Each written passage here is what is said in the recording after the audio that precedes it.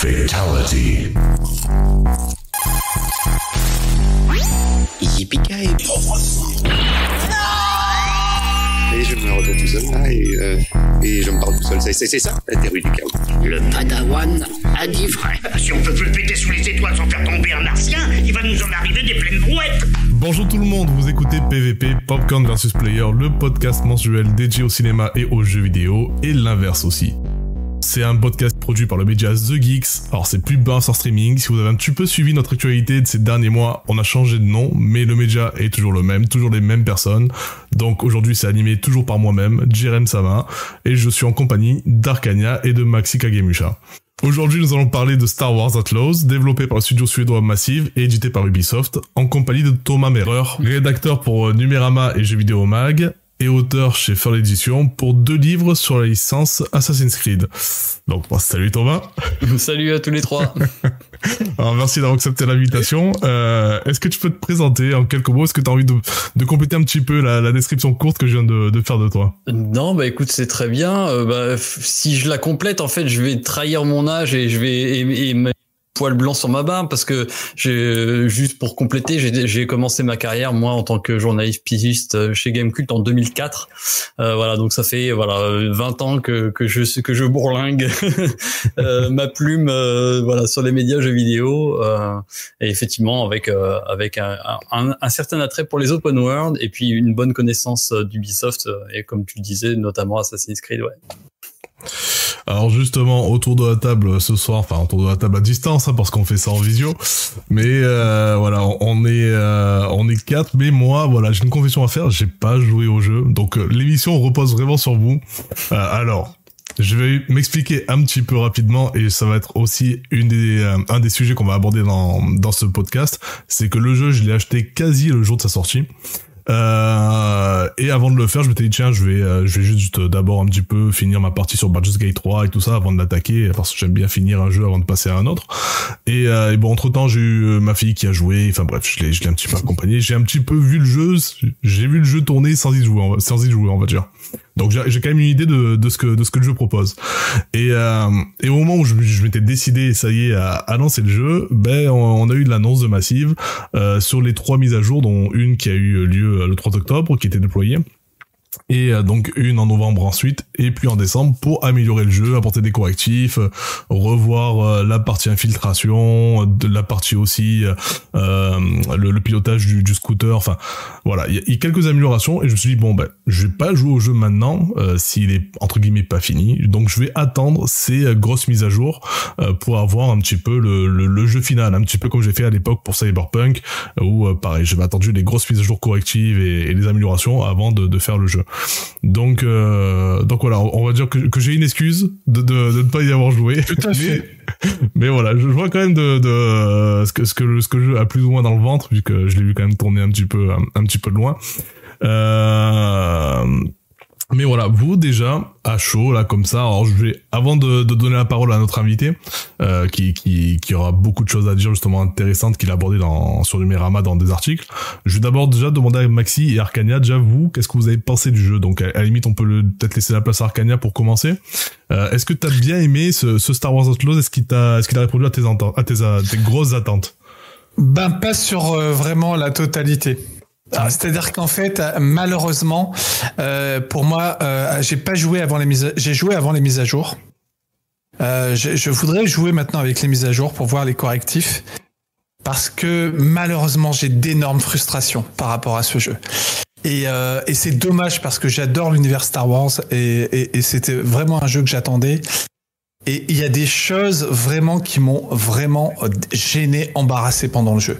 Alors par contre, le jeu a des bons côtés. Attention, ce n'est pas un jeu que je déteste. Attention, je précise quand même que je prends plaisir par moment sur certains passages. En tout cas, moi j'ai fait à peu près, là j'en suis à peu près à 15 heures de jeu. Et j'ai pas fini le jeu, je suis toujours dessus, mais ça me laisse largement le temps de me faire une idée quand même sur le jeu et ce que je vois. Et donc, moi je dirais que les bons côtés pour moi, ce que j'ai retenu rapidement, c'est vraiment l'ambiance Star Wars. J'ai vraiment pris plaisir aussi à jouer une héroïne, parce que moi j'adore jouer des femmes dans les jeux vidéo. Et donc là, oui, je veux dire, tu vois, la musique m'a beaucoup plu, etc. Voilà, donc il y a vraiment des choses intéressantes. Moi, c'est tout l'aspect technique après qui m'a posé un problème. Je suis tombé malheureusement sur des choses qui m'ont embarrassé au niveau des bugs. J'ai eu voilà, il y a vraiment le gameplay pour moi et c'est impératif dans un jeu. Je trouve qu'il y a vraiment des phases de gameplay mais vraiment rébarbatives. Je trouve qu'il y a de la répétitivité dans les missions. Il y a vraiment des trucs qui m'ont fatigué par moments dans le jeu, qui m'ont sorti. Je me disais mais j'avais l'impression une sorte de monotonie des missions, tu vois. Et je me suis dit en termes de l'histoire du jeu en elle-même, alors là c'est pas la meilleure histoire de Star Wars que j'ai vue en jeu vidéo. Si je reprends même ne serait-ce que le dernier, l'un des derniers, pour moi l'un des jeux phares de Star Wars que j'adore bien sûr c'est KOTOR. Et alors en termes de scénario là c'est même pas la peine. Mais par contre j'avais fait tu sais Jedi, comment ça s'appelle ce jeu avec le sable laser là. Jedi Survivor et puis Jedi, non Jedi bien Knight. Avant. Jedi Knight alors. La suite de Dark Force. C'était, tu sais, le pouvoir de la force, voilà. Force Unleashed. Ah okay. Oui, voilà. Ok. Le pouvoir de la force. Je me rappelle que j'avais pris une petite claque en jouant au premier, surtout. Et j'avais adoré vraiment le côté assez péchu du jeu, tu vois, il y avait vraiment des phases, c'était vraiment très basé action et je me régalais. Bon, là, il n'y a pas le côté Jedi, il n'y a pas tout ça. Bon, après, c'est vrai que voilà, je vais terminer parce que je voudrais pas m'éterniser, mais disons que je suis un peu déçu quand même par les missions. Il y a des choses qui m'ont pas vraiment plu. Je trouve que le gameplay est trop générique par moment. Je trouve pas que je sais pas, les phases de shoot, je les trouve vraiment banales quoi. Il y a pas, j'ai pas retrouvé du grand Star Wars quoi, tu vois, dans le jeu. Ceci dit, je prends plaisir à parcourir quand même le jeu, tu vois, parce que les villes sont intéressantes, magnifiques. Je trouve qu'il y a quand même une ambiance quand même dans les villes, il y a quelque chose, tu vois. Mais je trouve que le jeu est en dents de scie pour moi. Un coup il m'émerveille, un coup il me fatigue, un coup il m'ennuie, quoi, tu vois.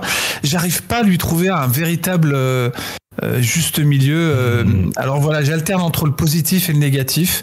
J'en suis désolé parce que je sais que Thomas peut-être va me donner des autres arguments qui vont me plaire parce que j'ai pas eu l'occasion de lire ces articles, ou en tout cas qui vont peut-être me relancer l'intérêt pour moi du jeu. Mais franchement, je trouve que le jeu a des défauts quand même et c'est dommage. Et pour moi, ils sont apparents quoi. Ouais. Et j'espère que l'optimisation, fera quelque chose au niveau technique. Mais après, le jeu n'est pas désagréable en soi. Franchement, voilà, c'est tout ce que j'ai à dire. J'ai été un peu. Et toi, Maxime, il me semble que toi, carrément, t'as abandonné le jeu, tu m'as dit, non? Allô, Maxime? Maxime? Est-ce que tu es là? Ah oui, je suis là. Oui, ouais. J'ai un peu abandonné le jeu. Alors, c'est le côté infiltration qui m'a un peu saoulé. Là, on jouait pas un Jedi. C'est très très intéressant. J'ai bien aimé les histoires de réputation avec les différents clans. Ça a exploité. Hein. Je pense qu'ils n'ont pas été assez dans l'idée, mais bon, c'était pour un premier jet. On verra bien par la suite comment ils vont exploiter ça. Mais par contre, le côté infiltration, ça m'a saoulé en fait. J'étais pas prêt à jouer ça, forcément parce que il y avait les deux précédents jeux, c'est-à-dire le Jedi Survivor et l'autre c'était Fallen Order. Donc c'est pas du tout d'infiltration, c'est on avance, on bourrine avec notre sabre laser. Je suis d'accord avec toi, il y a des moments, Arcadia, quand tu parles qu'il y a des moments techniquement, t'as l'impression que le jeu est pas fini en fait. Mais bon, tu me diras, on a l'habitude avec Ubisoft, mais bon, c'est un de leurs, ce qu'on leur reproche souvent. Et alors je sais pas du tout. Alors je pense que Thomas pourra peut-être nous expliquer la genèse du jeu, parce que si je me rappelle bien, le jeu il a été annoncé l'année dernière et pour sortir un an plus tard, tout le monde était un peu sur le cul en disant waouh, il sort dans un an, et finalement il sort dans un an plus tard. Est-ce que s'ils ont eu le temps de finir vraiment leur jeu, en sachant que Ubisoft, normalement, cette année, il devait sortir l'Assassin's Creed 1 mois et demi après. Donc, c'était un peu... Alors, je sais pas. Après, c'est reporté d'ailleurs, je crois. Oui, il est reporté au mois de février, mais parce que sortir 2 AAA en espace d'un mois et demi, c'était un peu tendu, je pense. Et puis, il y a ce qui m'a un peu refroidi. Bon, j'étais pas forcément... concerné, hein. Comme je vous l'ai dit, j'ai pas de PS5, donc la mise à jour Day One a surtout concerné les gars qui avaient une PS5.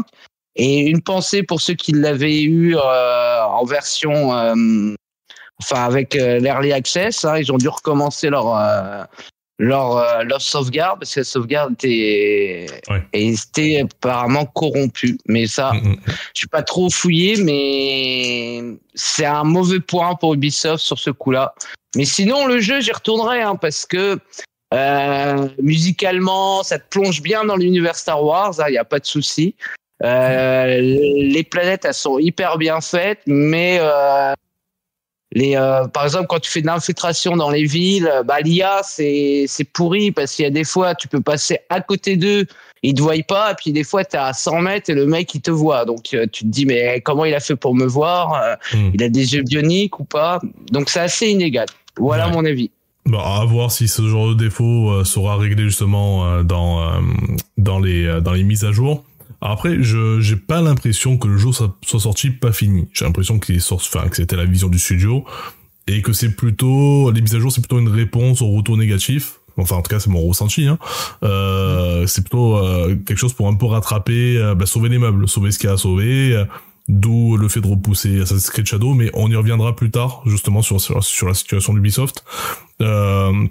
Du coup, là, je vais donner la parole à Thomas, notre invité. Alors justement, là, t'as entendu Maxi, t'as entendu Arcania, donc qui sont assez mitigés sur le jeu.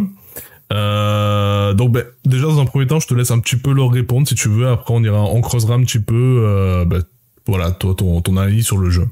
Ouais, alors moi effectivement je suis plus enthousiaste que nos deux compères. Moi j'ai une inclination naturelle pour j'aime bien globalement et j'ai testé par mon attrait pour Assassin's Creed et au-delà du coup pour les jeux Ubisoft, pour les Watch Dogs par exemple. Donc je connais bien en fait leur manière de construire les open world et leur manière d'aborder le game design, le gameplay. Et donc c'est vrai que moi j'ai eu une lecture de Star Wars par ce prisme-là, je pense beaucoup. Et c'est aussi pour ça que j'ai été assez enthousiaste parce que justement je trouvais que c'était un jeu qui poussait plus loin certaines choses, mais ça on y reviendra peut-être plus tard. Juste pour mon avis global, on parlait de plein de jeux Star Wars et tout, notamment les Fallen Order, les Survivor, ou même en revenant encore plus tôt. Et moi personnellement, moi j'ai un attachement, je pense comme beaucoup de fans à la toute première trilogie, cette bonne vieille trilogie. Outlaws se passe entre l'Empire contre-attaque et le Retour du Jedi. C'est ça. Et je trouve moi que c'est clairement le jeu Star Wars où de très très loin j'ai ressenti une immersion vraiment dingue dans le monde de Star Wars. C'est-à-dire que quand pour la première fois je suis allé sur Tatooine, j'ai été vraiment complètement happé. Je l'étais déjà, mais là vraiment Tatooine c'est Star Wars quoi. C'est un nouvel espoir. C'est Luke qui est tout seul dans sa pauvre ferme et qui regarde le coucher de soleil. Et il y a, le travail. C'est pas juste on a fait Tatooine et tout ça. C'est qu'il y a un travail visuel, il y a un travail des lumières, il y a un travail de précision dans les décors, vraiment qui est, moi je trouve, qui est inégalé. Quand je joue j'ai bien aimé la série des Jedi de Electronic Arts, hein, notamment Survivor. Mais limite, alors qu'on joue un Jedi, je suis d'accord avec Maxi, je trouve ça, c'est vrai que c'est là quand on a envie de jouer le gars avec qui utilise la force et qui balance les Stormtroopers dans les ravins et qui les tranche en deux avec son sabre laser. Et en même temps, je trouve moi que Star Wars Outlaws est plus un jeu Star Wars finalement que un Fallen Order où on incarne un Jedi, parce que comme ils vont, enfin, je retrouve beaucoup plus d'éléments qui moi me plaisent, et notamment j'ai adoré par exemple les phases d'infiltration, mais genre dans les bases, c'est pour moi c'est Han Solo qui va libérer Princesse Leia sur l'étoile de la mort, quoi. Et on est à fond là-dedans, on est déguisé, il y a même une mission, on est déguisé en Stormtrooper. Enfin, il y a énormément de clins d'œil, et je trouve qu'il y a vraiment eu un travail hyper respectueux sur la licence, sur le respect, sur aller vraiment à fond dans les détails. Et je trouve que c'est un jeu qui fourmille de vie. En plus, il y a une atmosphère sonore, par exemple, au niveau des bruitages, qui est vraiment la spatialisation. Voilà, quand on rentre dans la cantina de Mos Eisley, c'est vraiment, on est vraiment dedans. Et ça, je trouve ça, voilà.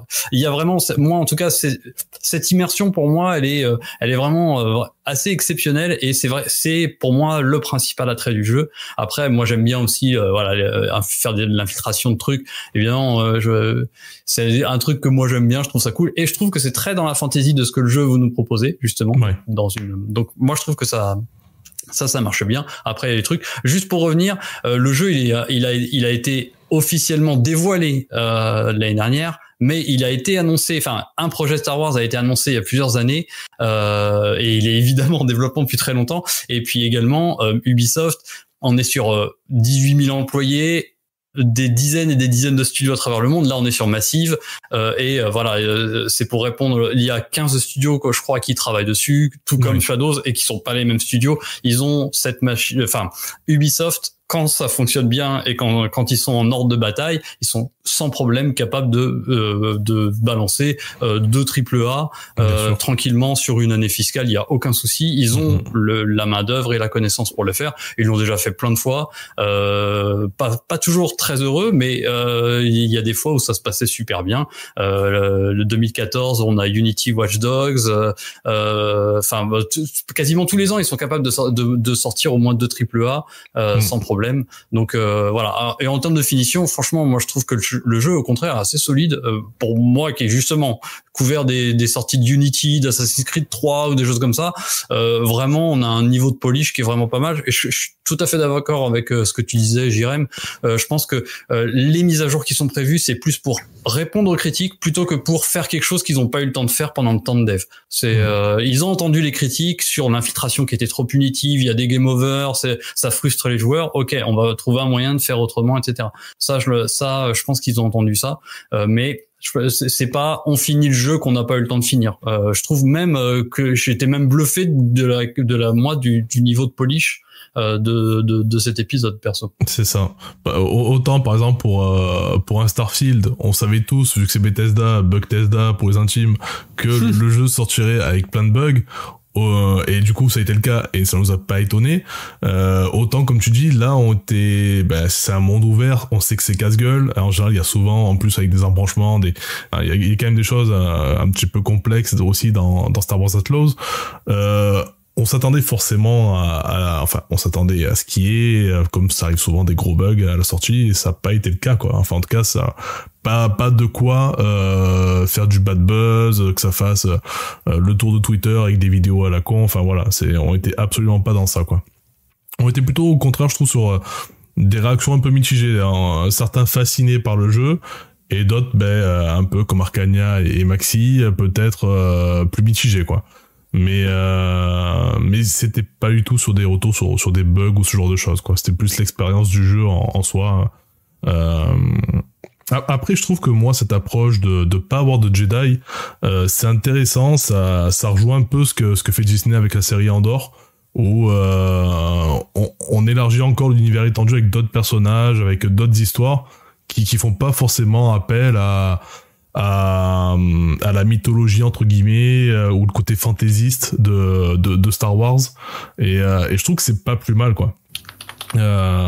Ça voilà, comme on l'a dit tout à l'heure, si on veut jouer un Jedi super fort, super balèze, on va jouer au jeu GA ou à d'autres jeux, mais c'est bien d'avoir une proposition, je trouve, un petit peu alternative.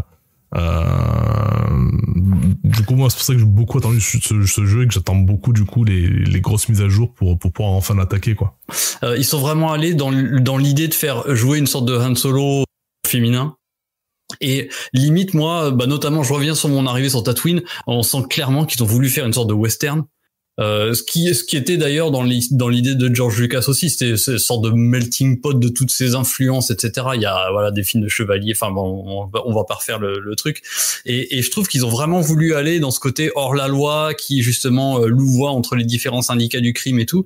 Et il y a un côté très western, limite presque, moi j'y ai vu aussi un petit peu de Red Dead Redemption, du coup, évidemment, dans la manière dont il construisait le jeu et qui faisait toute l'aventure, qui sort de finalement l'histoire, c'est une fille qui veut se libérer en espérant faire le casse du siècle, qui est une sorte de fuite en avant, et c'est un peu ce que raconte Red Dead Redemption 2 par exemple, quoi.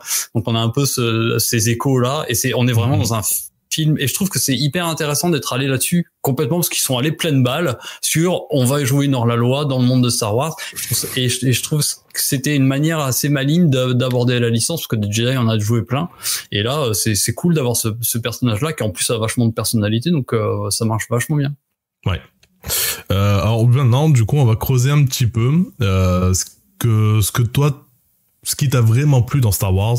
Notamment, voilà, moi je suis tombé sur un très très bon article que t'as rédigé pour Numérama, où tu parles justement du côté novateur de Star Wars Outlaws, qui s'inscrit déjà dans quelques tentatives qu'a commencé à faire Ubisoft, notamment avec le dernier jeu Avatar, sur le fait d'avoir un monde ouvert, mais avec peut-être justement moins de pistes visuelles, et d'essayer d'accompagner le joueur de manière plus implicite dans son exploration du monde et dans son aventure. Et toi, c'est ça qui t'a particulièrement plu, si j'ai bien compris, dans ce jeu-là. Ouais, bah en fait ça c'est vraiment c'est un peu cet article, déjà merci ça fait plaisir, de cet article c'est un peu aussi une conséquence, je pense, de l'écriture de mes livres sur Assassin's Creed, parce que du coup moi je me suis fait un marathon, je connaissais très bien la série mais j'ai refait tous les jeux, j'analyse vraiment le game design, le gameplay, au-delà de faire du making of des jeux, hein, je vais aussi dans l'analyse de ce que les jeux racontent, et du coup j'avais fait Avatar quelques mois auparavant, et j'ai trouvé ça très intéressant Outlaws, parce que c'est vrai qu'on a cette image voilà, l'open world, le Ubisoft, les missions, l'infiltration de bastions, donc vraiment ce cliché, les tours d'observation, voilà, Far Cry, bon, tous ces clichés qu'on connaît bien, et moi j'essaie de les démonter moi dans mon bouquin sur Assassin's Creed, parce que j'en ai marre qu'on me dise tous les ans encore un nouvel Assassin's Creed. Tout l'objet de mes 2 livres c'est de dire bah oui, mais voyez à quel point la série elle évolue. Voilà, me dites pas qu'on peut comparer Assassin's Creed 2 et Valhalla, les deux, enfin, voilà, si on dit pas que c'est des Assassin's Creed, un joueur qui découvrait les 2 épisodes pourrait pas les relier, presque, parce que les jeux ont tellement évolué, et l'évolution elle est naturelle de jeu en jeu, et Outlaws, je trouve, s'inscrit un petit peu dans ce grand mouvement d'Ubisoft qui kiffe ces mondes ouverts depuis justement Assassin's Creed, qui en a fait une ligne éditoriale, même au point de faire en sorte effectivement de standardiser, à une époque, Ghost Recon, Far Cry, Watch Dogs, Assassin's Creed, tous y sont allés, et ils avaient un moule de game design effectivement très rigide, et ça, ce qui fait que le cliché sur les jeux Ubisoft il est mérité, mais je trouve que depuis je dirais Origins, donc depuis 2016-2017, il y a un mouvement pour aller contre ça, et je trouve que Outlaws, du coup je le replace un peu dans cet héritage d'évolution du game design, et j'ai trouvé ça, déjà moi ce que j'ai adoré, beaucoup aimé ou accueilli avec énormément de bienveillance, c'est que ce n'est pas un RPG, donc enfin en tout cas il n'y a pas de surcouche RPG comme on voit dans tous les AAA, de Spider-Man à Tomb Raider en passant par tout ce que tu veux. Maintenant il faut que tu gagnes des points d'XP, que tu débloques des machins, etc. Et là il y a on débloque des compétences. Alors le système est pas encore parfait, mais moi j'ai vachement aimé. En fait là dans cet épisode là il faut que tu ailles chercher des PNJ à différents endroits, dont certains sont complètement facultatifs, t'es pas du tout obligé de les faire dans la mission principale, et en fait ils sont considérés comme des experts dans certains domaines, et ils vont te confier, en fait tu vas avoir une petite liste de sortes d'achievements comme tu l'aurais sur Xbox, but 5 ennemis en faisant un headshot, et ça va te débloquer au fur et à mesure des compétences spécifiques. Donc on n'est pas dans la collecte de points, de loot à outrance, vraiment très mécanique, etc. Donc ça j'ai vraiment bien aimé qu'ils se dégagent de ça. Moi j'avais très très peur qu'ils aillent là-dedans. Ils le font pour Avatar par exemple, et qui va donf là-dedans. Et là ils vont pas du tout sur ce truc-là. Et j'ai trouvé en fait que c'était un jeu qui en fait allait au bout de sa logique. J'incarne une héroïne qui est faible, qui est pas là pour foutre le bordel parce que c'est une voleuse, donc elle a aucun intérêt à ce qu'il y ait 90 000 Stormtroopers qui lui tombent sur le rable dès qu'elle enclenche une alarme. Donc moi qui est des game over quand tu te fasses repérer, pour moi ça paraissait limite logique. C'est frustrant d'un point de vue de joueur. Donc il y a peut-être un truc, effectivement. Il y avait surtout des checkpoints à trouver parce que moi je me suis retrouvé avec des missions où j'avais une demi-heure d'infiltration qui passait à la poubelle parce que je me faisais repérer et je devais recommencer une infiltration. Donc ça c'est vrai que c'est très frustrant. Néanmoins, c'est normal qu'on tombe pas dans parce que dans Assassin's Creed par exemple, pour revenir à ma série, on va dire, la boucle de gameplay elle est faite aussi autour du parcours. Si je me fais repérer, je suis cet assassin qui monte sur les murs et qui peut aller se cacher sur les toits et qui peut du coup larguer les ennemis qui l'ont repéré. Là on est dans un level design très différent, on est quelqu'un de faible, plutôt à la Watch Dogs justement, qui doit se cacher et qui doit pas se faire repérer, et si elle se fait repérer c'est normal que que ça parte pas en sucette, et c'est aussi du coup normal que les gameplays de combat soient pas non plus ultra mis en avant. Par exemple, moi j'ai adoré qu'elle a juste son blaster, la meuf. Elle peut ramasser les armes, mais elle va les poser dès qu'elle va faire une interaction, parce qu'elle va pas le mettre dans sa sac à dos à la Lara Croft où elle porte un smirmork, un arsenal de malade avec un bazooka et tout ce que tu veux. Non, elle a son blaster et elle ramasse de temps en temps un blaster de Stormtrooper, voire une arme un peu plus puissante et tout. Mais si elle monte à une échelle, elle va la poser par terre, elle va monter. Et c'est tout bête. Je pense que c'est très frustrant parce qu'on n'a plus l'habitude d'avoir ça. Mais moi j'ai trouvé ça génial parce que c'était dans l'immersion, et ça mais c'est vrai que j'ai sans doute un biais parce que moi c'est ce que je me suis rendu compte, je me rends compte que c'est quelque chose que j'aime bien, c'est quand un jeu me fait jouer ce qu'il veut raconter. Vraiment, c'est-à-dire qu'il soit très fidèle entre guillemets à l'histoire qu'il raconte, au-delà de pas du scénario. Vraiment, quel personnage j'incarne. Là j'incarne une hors-la-loi qui trahit les Hutt pour favoriser l'Aube écarlate, et du coup les Hutt vont la rechercher, mais si elle va finalement faire une mission elle va être bien vue, etc. Enfin, il y a énormément de systèmes de jeu qui sont très cohérents avec ce que le jeu veut raconter, qui peuvent être frustrants parce qu'on a Ubi nous a habitués à un buffet à volonté avec des missions dans tous les sens, et puis tu traverses le monde comme un bulldozer et tu fais ce que tu veux et tu gagnes des points d'XP, tu gagnes des pouvoirs magiques et tu fais ce que tu veux. Et là on a un jeu qui est plus terre à terre. Et moi j'ai vraiment bien aimé. Je trouvais ça très cool en fait, parce que je trouvais que c'était très fidèle à ce que le jeu voulait nous faire faire. Je trouve que c'est intéressant la réponse que t'apportes sur le fait, tu sais, que justement le jeu, parce que c'est une critique que j'ai entendue notamment sur une vidéo de Monsieur Plouf. Je sais pas si vous voyez qui c'est un YouTuber jeux vidéo. Oui, tout à fait. Super intéressant d'ailleurs. J'invite tout le monde à découvrir ceux qui ne connaîtraient pas. Et il critiquait le jeu notamment sur le fait que c'était frustrant et pour lui illogique de tomber justement sur des missions où t'as ton blaster un peu tout pourri et tu peux ramasser des super putains de gros blasters, je sais pas quoi, et en gros de pas les garder pour la suite du jeu. Et lui ça l'a super frustré. Mais c'est intéressant, c'est marrant, ouais. Ouais, voilà, moi, c'est ce que j'aime bien, tu vois. Mais parce qu'on est habitué, tu sais, en tant que joueur, à toujours justement à collecter, à prendre du loot et tout ça. Mais en fait, ouais, non, c'est logique, quoi. C'est quand tu regardes un film Star Wars, Han Solo, justement, il reste toujours avec son putain de blaster à la con.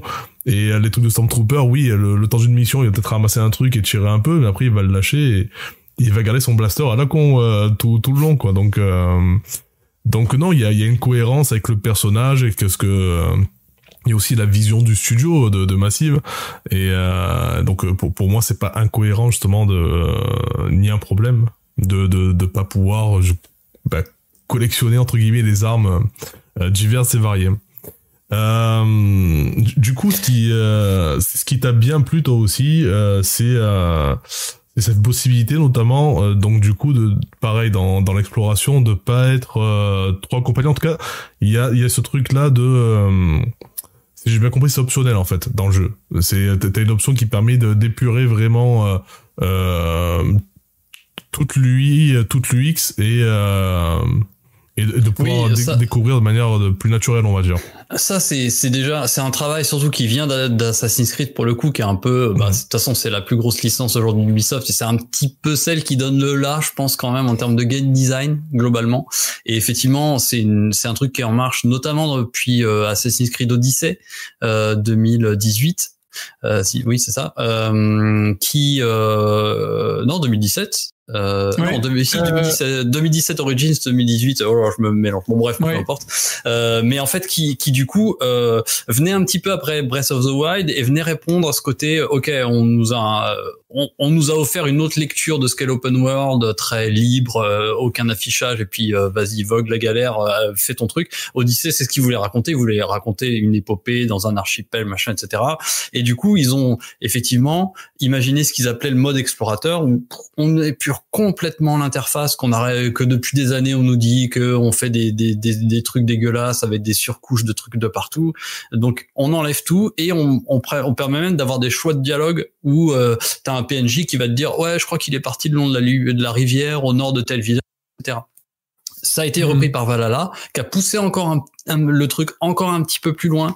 Donc il y a une vraie, et Outlaws va aussi là-dedans avec on essaie d'épurer lui. On peut même, et ça c'est aussi très cool, ils ont même une option où tu peux enlever non pas de lui, mais cette fois-ci les fameuses aides visuelles que tous les AAA nous mettent partout, les fameuses peintures jaunes, les échelles qui brillent en jaune fluo en plein milieu des trucs, les draps qui sont posés, les draps blancs qui sont posés pile sur les fenêtres qui sont interactives à travers lesquelles, vous connaissez très bien ce trope de level design qui est normal, hein, je le critique pas, il est normal. Oui. Quand tu vois le foisonnement visuel aujourd'hui, évidemment que tu as besoin de guider les joueurs, et c'est une manière de le faire. Dans Uncharted, tu as besoin de savoir que tel truc est interactif ou pas, et ça, il y a une option dans Star Wars Outlaws, tu peux l'enlever, et du coup tu te retrouves avec tes décors qui deviennent beaucoup plus épurés, plus naturels et tout.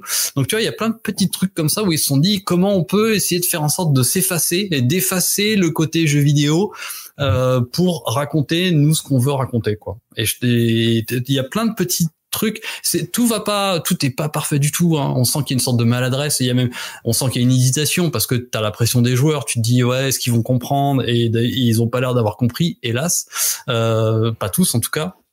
Mais je trouvais ça hyper intéressant, et ce Outlaws, il m'intéresse beaucoup pour ça, pour toutes ces petites avancées qu'il essaie de poser.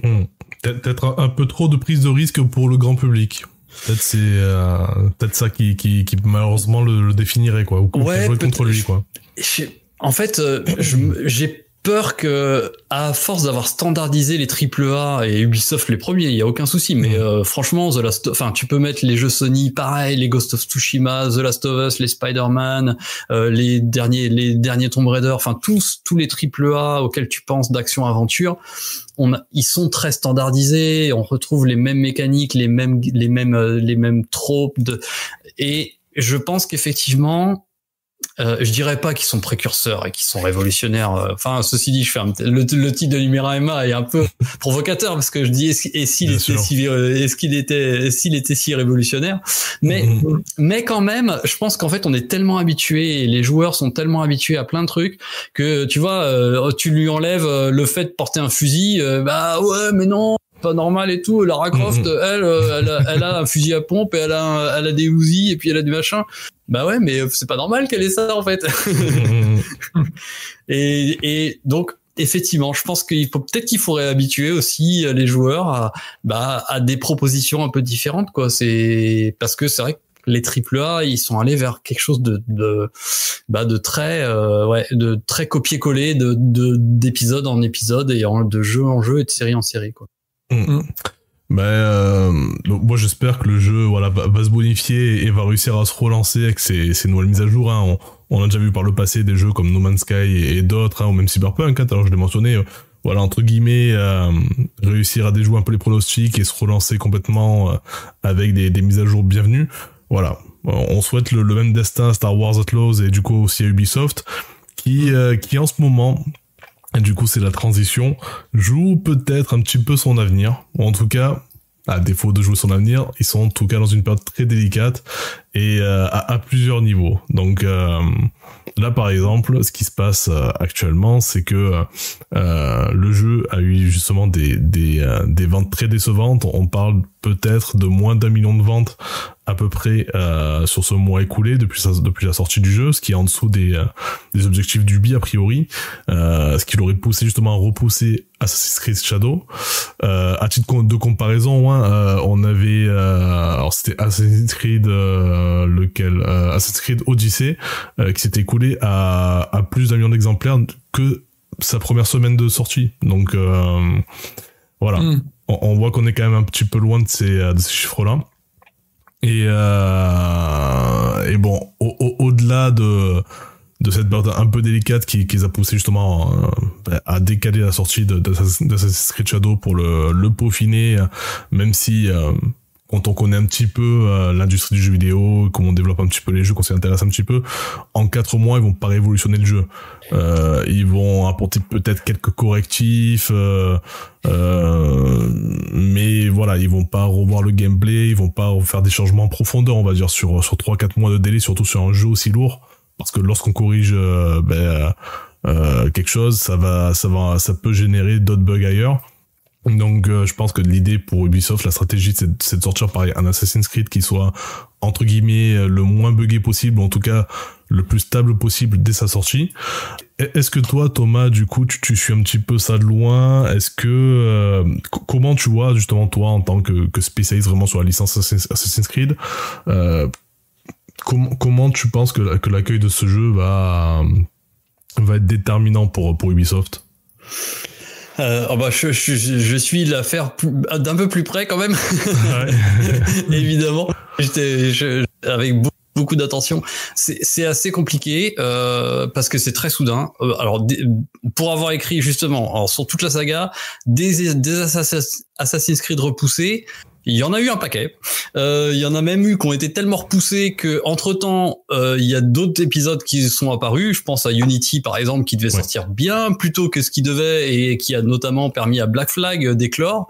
Donc voilà. Sauf que voilà, la différence, c'est que d'habitude, on le sait pas. C'est que c'est dans les tranquillement dans les petites cuisines d'Ubisoft que ça se fait. Voilà, que la studio, on voit l'état d'avancement du jeu.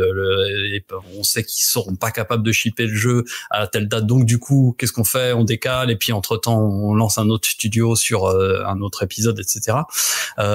Et surtout ce qu'il y a là, c'est que effectivement la machine était en branle, tout était ils étaient sur les starting blocks, donc c'est vrai que c'est assez soudain, donc c'est ça qui est très surprenant. Je pense qu'effectivement il y a à mon avis un double phénomène. Il y a Outlaws qui sous-performe et face à ça Assassin's Creed qui, semble-t-il, manque de polish. Et je pense que c'est la conjugaison de ces deux phénomènes qui pousse Ubisoft à décaler, parce que effectivement c'est leur plus grosse licence, c'est le lancement de l'année, c'est du coup un pari très osé de décaler, même si on reste dans le fiscal. Alors pour eux, ils seront très contents parce qu'ils prévoient de sortir le 14 février 2025, donc ils seront encore dans leur fiscal. Donc pour eux, par rapport à la bourse, etc., c'est plutôt bien. En revanche, on rate Noël, donc ça c'est très compliqué. Donc c'est je pense que c'est de faire de la place à Outlaws, c'est-à-dire de polish Outlaws, de répondre aux critiques qu'il y a eu, de refaire un beau lancement sur Steam, de relancer la campagne marketing. Moi, je me suis souvent dit que, de toute façon, de base, c'était un jeu qui était un jeu de Noël, je pense que c'est un jeu qui peut atterrir sur plein de listes cadeaux, en fait, et que, alors, il a sous-performé, comme tu disais, hein, la moyenne des assassins, c'est quand je sors, je suis million seller en une semaine. Ça, c'est quasiment tous les épisodes. Donc ça, c'est du coup que Outlaws fasse ça en un mois, c'est vrai que c'est inquiétant. Je pense que Disney en plus en attendait sans doute bien plus, donc il y a peut-être aussi un deal derrière à respecter. Ouais. Donc faire de la place à Outlaws, le développer bien, lui refaire, le faire en sorte de bien communiquer dessus, parce que je pense qu'il y a peut-être aussi un peu de marketing en moins. Et pendant ce temps-là, on polish Outlaws, comme tu dis. 4 mois, c'est pas tant que ça. Même si à l'échelle d'Ubisoft, et moi, encore une fois, de l'expérience que je connais des studios, c'est beaucoup pour eux, parce que franchement, je sais, notamment sur Unity, par exemple, qui date que de 2014, en 4 mois, ils en ont fait des choses, et pas qu'un peu, notamment, je sais qu'en 1 an, par exemple, sur Unity, tout a changé. Ils ont vraiment, donc, ça peut aller très vite aussi. C'est quand même ils ont, comme je le disais au tout début, hein, quand t'as 15 studios, quand t'as 1000 personnes qui bossent dessus, t'as aussi une force de frappe. Bien sûr. Effectivement, il est hors de question de toucher à Yasuke, il est hors de question de toucher au scénario. L'idée, c'est vraiment juste du polish, de régler aussi, me semble-t-il, des petits soucis et des petites polémiques qu'il y a eu sur la véracité historique ou sur l'authenticité de certaines retranscriptions. Il y a un débat sur l'emplacement des sacs de riz, par exemple, et donc plein de petites choses comme ça sur voilà, l'utilisation de certains emblèmes, par exemple. Bon, ils vont régler sans doute plein de trucs, et puis surtout régler bien. Je pense qu'ils ont. Je vais reciter Unity parce que en fait, moi, je vois beaucoup un parallèle entre 2014 et 2024, parce que 2014 ils ont sorti Watch Dogs qui était hyper attendu et qui s'est un peu rétamé parce que il était à l'époque le GTA-like de Ubisoft avec une surcouche technologique, et il avait épaté son monde à l'E3 2 ans avant avec un trailer complètement dingue pour finalement être downgradé et sortir un peu moins joli et être un peu décevant. Et quelques mois après sort Unity, qui a des bugs à cause de son multijoueur et qui du coup est la risée d'internet avec des mèmes qui circulent partout et le jeu qui sous-performe, qui en plus était entouré de polémiques.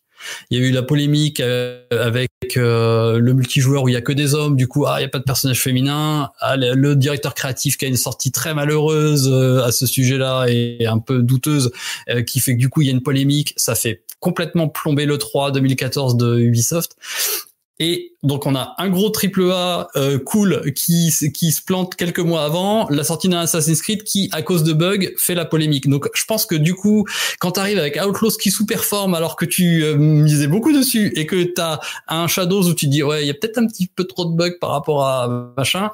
Tu vois, je pense qu'il y a un petit trauma de 10 ans avant qui fait dire ok, cette fois-ci, on va pas faire les choses n'importe comment, on va prendre le temps et tout. Donc tant mieux. Voilà, je pense que c'est pour le mieux au final, et Shadows, ce qu'on en a vu pour l'instant est hyper prometteur, donc voilà, je pense que c'est une période très compliquée. Il faut voir dans quel état sort Shadows et est-ce que les polémiques débiles autour du jeu aussi vont se calmer, parce que malheureusement ça mine beaucoup aussi les développeurs et la communication aussi, parce que toutes ces polémiques débiles racistes sur les jeux, sur les entrevoques, c'est vraiment mine de rien, ça nourrit un climat qui fait que ton jeu il est pas dans un bon mood comme quand t'as un Elden Ring qui sort et que tout Twitter est dessus et s'extasie, quoi. Parce que t'as besoin de ça aujourd'hui, t'as besoin d'un engouement, et c'est quand t'as toute une tripotée d'abrutis qui vont avoir des techs complètement claqués sur un jeu, tout de suite ça devient plus compliqué, quoi. Après on le sait, hein, malheureusement il y a une espèce de jeu entre guillemets sur le réseau, notamment à taper sur Ubisoft pour tout et n'importe quoi. Alors que c'est pas forcément ils sont pointés du doigt pour des trucs qui sont pas les seuls à faire déjà, et mais j'ai l'impression qu'ils prennent plus que les autres, quoi. Donc pourquoi, alors que c'est quand même le plus gros studio au monde, ou en tout cas un des plus gros, c'est français. Pas en France, on devrait soutenir, quoi.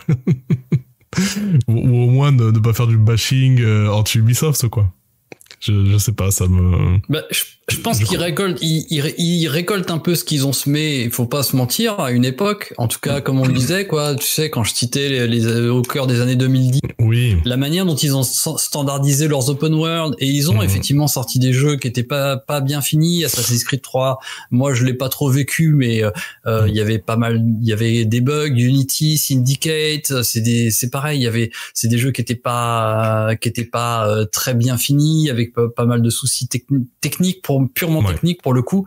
Des Far Cry qui étaient des copier-coller. Enfin bon, et en fait, ce qui est très frustrant, moi qui suis la boîte depuis très longtemps, c'est que l'année où, enfin pas l'année, mais au moment où je trouve on commence à voir émerger un nouvel Ubisoft, ou en tout cas un Ubisoft avec des nouveaux projets, c'est-à-dire j'ai un open world original qui se détache complètement de la structure habituelle qui est Outlaws, j'ai un Prince of Persia très osé qui sort au tout début d'année, qui paraît sous-performe, alors que le jeu, tout le monde est unanime à dire qu'il est canon, j'ai un Assassin qui a l'air vraiment solide, etc. Et je trouve l'année où, tu vois, il commence à on voit émerger enfin ce bout du tunnel et d'arriver à la logique et de sortir de ce qu'il est.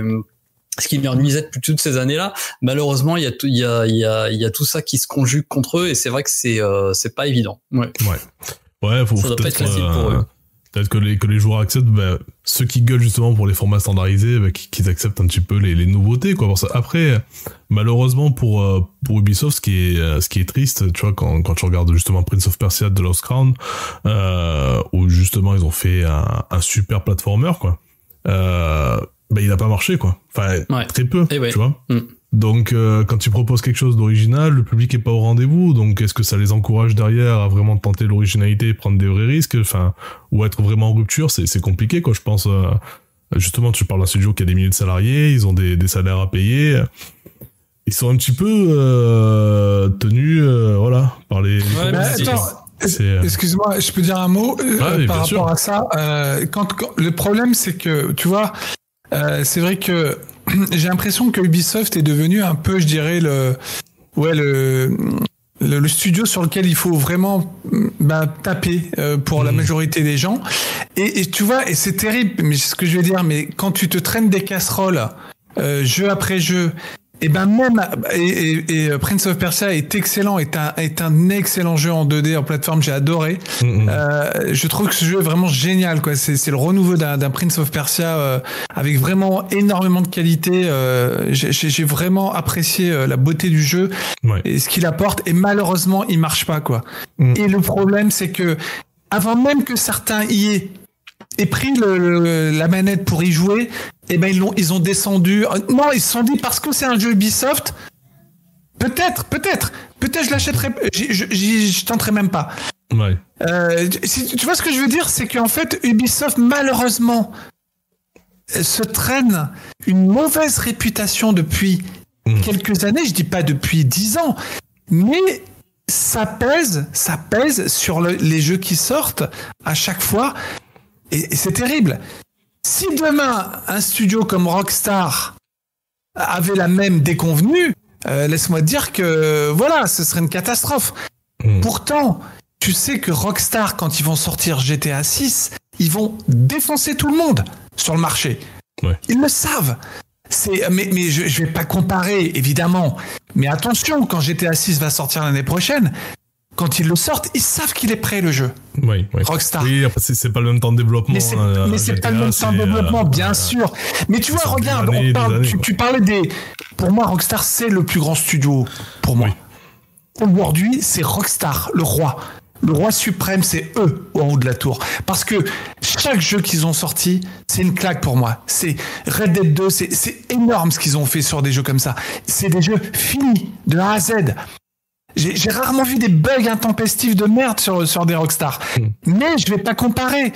Mais ce que je veux te dire, c'est que ça veut pas dire qu'Ubisoft, les gens d'Ubisoft n'ont pas du talent. Ils ont du talent. Parce que moi, les Assassin's Creed, bien sûr, j'ai vécu des super moments. Et je suis d'accord avec Thomas quand il dit que les Assassin's Creed, c'est pas de la redite. Ils ont évolué, les Assassin's Creed.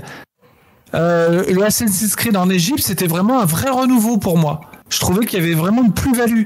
Et même Valhalla, et pour moi, il est un peu trop long. Vraiment, il est très long, le jeu. Mais par contre, il y a autre chose. Il y a vraiment un univers viking que j'ai adoré, quoi. Tu vois, il y a vraiment des choses. Il y a un super jeu dont le grand public ne parle pas. Ils ont essayé de créer une nouvelle IP avec Immortals Phoenix Rising. Alors le jeu va beaucoup s'inspirer de Breath of the Wild, justement. Alors ça a été évoqué pour l'influence pour le monde ouvert, mais là ils ont fait un jeu façon Breath of the Wild dans un monde mythologique grec, et le jeu je l'ai adoré. Le jeu je l'ai vraiment beaucoup aimé. Il est pas parfait, mais c'est un bon jeu, quoi. Il a vraiment des qualités. Il y avait vraiment les bases pour construire derrière une bonne licence. Et je suis pas sûr qu'on aura un deuxième opus, quoi. Non, je crois que il était en chantier, il a été annulé. Je pense que Immortals, il a été fait par justement l'équipe d'Odyssey. en quasiment, enfin en très très très grande partie, c'est l'équipe d'Assassin's Creed Odyssey qui a basculé. Je pense qu'ils étaient tellement chauds sur la mythologie grecque et les super pouvoirs qu'ils avaient encore besoin de vider leur valise d'idées saugrenues à mettre dans un jeu qui vraiment pour le coup lâche complètement les potards. Et je crois que il y avait effectivement un 2 qui était en chantier et qui a été killé. Et je suppose du coup que c'est aussi ça a été une manière de renforcer les équipes de Shadows au sein de Québec pour faire gonfler l'équipe et rajouter du contenu et puis renforcer le jeu quoi. D'accord. Mais ouais, c'est dommage pour Phoenix. Ouais. Mais moi je voulais juste Thomas, excuse-moi, j'ai une question à te poser. Mais j'aimerais bien savoir, toi, justement par rapport à ce que je dis sur le fait que malheureusement, il se traîne une réputation sulfureuse à cause justement des personnes qui ont tout fait pour quelque part que le studio se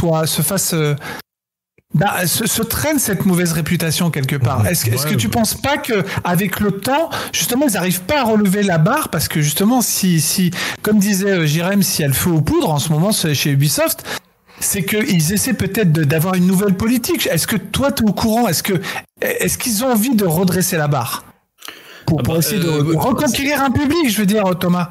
Ça, je crois qu'on pense que, on le voit avec de The Lost Crown, avec les idées qu'il y a eu dans Avatar, qu'il y a eu dans Close, avec si, je pense quand même ça, évidemment. De toute façon, c'est une ça se sent dans ces jeux qui commencent à sortir.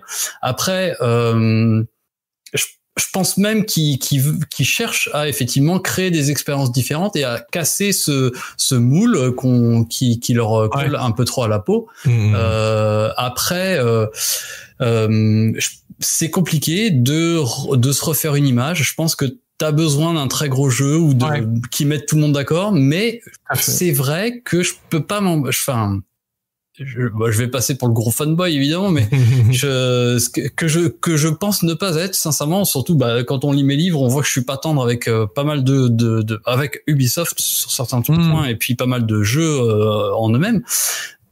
Mais je trouve quand même que il y a effectivement une asymétrie dans les manière dont sont reçus certains jeux par rapport à des jeux Ubisoft, quoi. Quand je vois Ghost of Tsushima face à l'époque le Assassin's Creed, Ghost of Tsushima, tu aurais foutu un logo Ubisoft dessus, il se serait fait défoncer, quoi. Exactement. Défoncer. Ils auraient dit, mais c'est quoi ce game design? T'as vu les cinématiques toutes pourries? Ils font du champ contre champ, on voit même pas les visages tellement ils sont laids. C'est tout le temps la même chose. Alors, ok, le système de combat est pas mal, mais alors, les couleurs, elles sont dégueulasses, c'est tout fluo. Et puis, c'est courir après des renards, ça va, au bout du 10e, t'en as marre. Alors que les gens, ils kiffent aujourd'hui. Tu leur parles de Ghost of Tsushima, c'est la 7e merveille du monde. Les mêmes qui critiquent Ubisoft n'y auraient vu que du feu. T'as raison. Oui. Vraiment. Mais vraiment, faites ça. Je sais que ça paraît vraiment, mais faites cette expérience de pensée, 2 secondes, réfléchissez à Ghost of Tsushima, et à l'époque, il est sorti 2019, donc on va penser, on va le comparer même à Odyssey ou à Valhalla. Et franchement, en termes de game design, on a un Ghost of Tsushima qui est engoncé dans un game design justement à la Ubisoft année 2010 et tout, alors que t'as la Assassin's Creed qui lui est déjà avancé et allé vers des trucs vraiment complètement différents, beaucoup plus riches, avec un gameplay qui se ressemble beaucoup, hein. Je veux dire, c'est un gars qui se planque dans les herbes hautes pour tuer des gars par derrière, hein. Exactement. Final, on retrouve des Assassins, ça. Ouais, et je ne m'explique pas. Pareil. Alors, autre exemple, Spider-Man 2 l'année dernière face à Assassin's Creed Mirage. Le métacritique de Spider-Man qui pète le plafond, alors que c'est un 2, les gars, descendez 2 secondes. Enfin, il est très beau, c'est spectaculaire, c'est incroyable, technologiquement c'est fou, mais allez voir au-delà des graphismes à un moment donné, c'est hyper scripté. Il n'est pas dingue non plus. Et quand tu vois la réception de Mirage, qui justement était un épisode, alors très en rupture avec un petit budget qui est un peu différent, mais qui veut être un truc, une expérience vraiment différente, et je ne comprends pas, tu vois, il y a vraiment, je trouve, parfois un manque de mise en perspective sur, et même, on parlait de Rockstar tout à l'heure, tu disais les rois du monde, etc. Bah ouais, mais quand t'as 1 milliard de budget derrière, je sais bien. 10 ans de dev, dev sans pression parce que t'as GTA Online qui te rapporte du cash. Oui. Voilà, bah c'est sûr que c'est gogo. pas. Et ça c'est vrai. C'est pas comparable. C'est pour ça que je dis c'est pas comparable. Mais on compare. Et c'est pas du tout une critique. Hein, hélas, même moi. Hein, bien, on est là, tu vois, tu compares les animations faciales de Shadows. Moi, je l'ai déjà vu. À peine on voyait les scènes, les images de gameplay, les gens étaient les visages, ils sont dégueulasses. T'as vu The Last of Us? Ouais, mais les gars, The Last of Us, c'est un open world avec 20 milliards de PSV qui bougent dans tous les sens. Mais non, tu vois, on est sur des standards technologiques et on est sur des comparaisons qui vont dans tous les sens. Et en fait, c'est quand tu mélanges tout ça et que t'as des petites polémiques ou une société qui a pas une très très bonne image parce que les gens arrivent pas à sortir du truc, hélas ça colle pas. Sauf que ils sont enfermés dans une. Faut pas être si noir. Je veux dire, Valhalla, c'est le Assassin's Creed le plus vendu de l'histoire. Oui. La licence, elle est à 200 millions de joueurs uniques. Elle fait partie du top 10 des licences all-time de jeux vidéo. Enfin, c'est pas non plus. Voilà, ils sont quand même assis en termes de licence sur une mine d'or. Ils ont quand même les ressources pour s'en sortir. Donc tirons pas trop vite non plus sur l'ambulance. Je pense qu'ils sont, ils ont les ressources qu'il faut et je pense qu'ils comprennent et qu'ils avancent. C'est une très très grosse boîte, c'est un immense paquebot et effectivement les décisions elles mettent parfois du temps à arriver et à se faire sentir pour les joueurs et tout, mais bon, je pense qu'on noircit aussi beaucoup les choses sur ça parce qu'on est avide de polémiques sur X et que c'est trop bien mais il faut prendre un peu de distance avec tout ça et essayer de garder un peu quand même la tête froide par rapport à tout ça, quoi. Moi, là où je suis curieux, par rapport à l'avenir d'Ubisoft, c'est que, en fait, ils ont annoncé, t'as dû le suivre, hein, il y a pas longtemps que leur stratégie officielle, maintenant, c'est vraiment de se concentrer vraiment sur l'open world. Ça a toujours été le cas. En tout cas, ça fait très longtemps que c'est le cas. Et aussi sur les jeux services. Alors, pour l'instant, c'est quelque chose, c'est ultra concurrentiel. C'est un marché qui est super dur à intégrer. On a vu Concorde là qui s'est fracassé la gueule, qui a été qui a été retiré des ventes par Sony. Donc si Ubisoft doit rentrer dans ce terrain-là, pourquoi pas. Mais curieux de voir ce qu'ils vont essayer d'apporter de neuf justement, parce qu'après le talent en interne ils l'ont pour et voilà, ils ont comme je te dis, ils ont plein de salariés, ils ont des gens qui ont de l'expérience, qui savent faire des jeux vidéo. Donc après, est-ce qu'ils auront derrière la capacité à s'exprimer, à pouvoir exploiter les idées qu'ils vont soumettre, ou est-ce qu'ils vont encore rester sur des trucs un peu standardisés et du coup est-ce qu'ils vont réussir à sortir du lot? Enfin voilà, il y a plein de questions par rapport à ça, notamment sur le jeu service pour moi, où gros point d'interrogation. Je suis vraiment curieux de voir ce que va proposer Ubisoft par rapport à ça, quoi. Surtout que X Defiant, il me semble qu'il marche pas beaucoup. Il est sorti quand cet été, lui, c'est ça? J'ai pas de bêtises. Ouais, il a dû sortir avant l'été, je crois. Et il me semble que les premiers retours, il y a eu des rumeurs comme quoi il voulait arrêter la commerce. C'est un free-to-play, je crois. Ouais. Il voulait arrêter le suivi. Après, ça a été démenti, etc. Mais il me semble qu'ils ont jamais atteint plus de, je sais plus combien de joueurs en même temps, mais c'est un pseudo échec. Mais après, c'est un peu difficile parce que les free-to-play. Ça peut très bien marcher comme ça peut pas marcher, et puis il suffit d'une mise à jour où toi tu crées une nouvelle saison et puis ça peut repartir, quoi.